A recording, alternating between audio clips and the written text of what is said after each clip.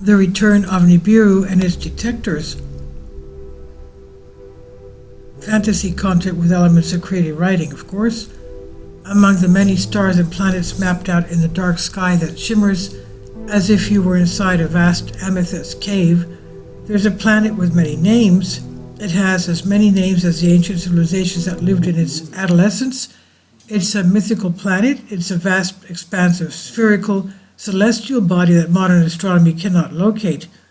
Nibiru, Marduk, Nemesis, Winged Planet, Red Sphere, Path of Destiny, Great Stars of the Heavens, Planet X, King of Space, Dark Sun, Coming of Death are some of its names.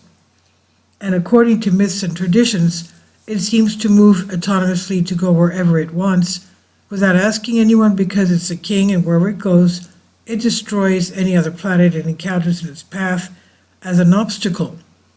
In reality, however, it has a certain orbit that does not allow it to be a wandering world. Simply in its path, it disrupts the orbits of other planets to the point that it can cause collisions between them and or destroy them from a great distance without even being able to get close to them, only from the suffocating pressure caused by its mass and volume, as is considered several times larger than Jupiter.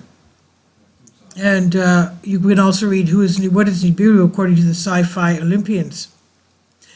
This planet is inhabited. They say its inhabitants cannot perceive the devastation, floods and settlements and volcanic eruptions that their home causes to other planets that are in its path. However, everyone knows this from their informed astronomers, scientists of the planet with many names, known among other names as the Anunnaki.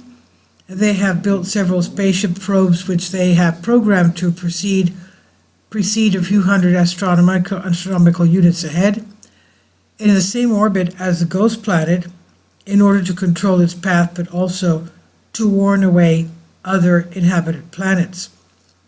These detectors come in various shapes and sizes, but are usually the size and shape of the moon, but also huge spherical rocks about the size of Phobos and Deimos, with an inhospitable environment due to millennia of travel.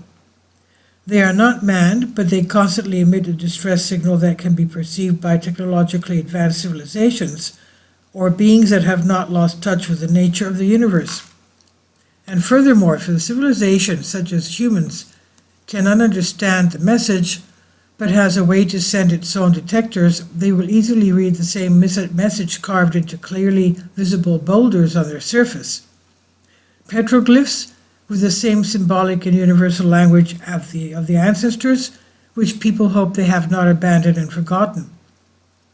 The intelligent beings who receive the message, one way or another, will find that they then follow many instructions on how they can protect their planet and themselves, as well as how to communicate with the great star of the heavens and its scientists for further help and guidance. There is, in fact, a kind of biography which most cultures trust. In short, it says that every time the winged planet disrupts an inhabited planet, they take care to restore life and stability to it. Sometimes they need to create some of its inhabitants from scratch in order to maintain balance. Then they put up these warning columns while they teach them how to read and write, mathematics and astronomy, how to build houses and bridges, and much more. When after thousands of years a huge planet passes again through an area that its scientists have helped in the past, some civilizations have disappeared or been exterminated among themselves. Of those who have survived, some have advanced technologically and scientifically, some have remained stagnant as they were left, but then they think they have progressed. Some welcome them with honors, others consider them dangerous and bloodthirsty who reap death.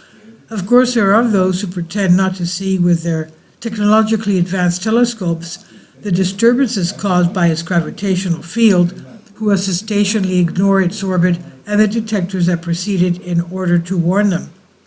And we can also read NASA and the Vatican are in contact with Nibiru sci-fi.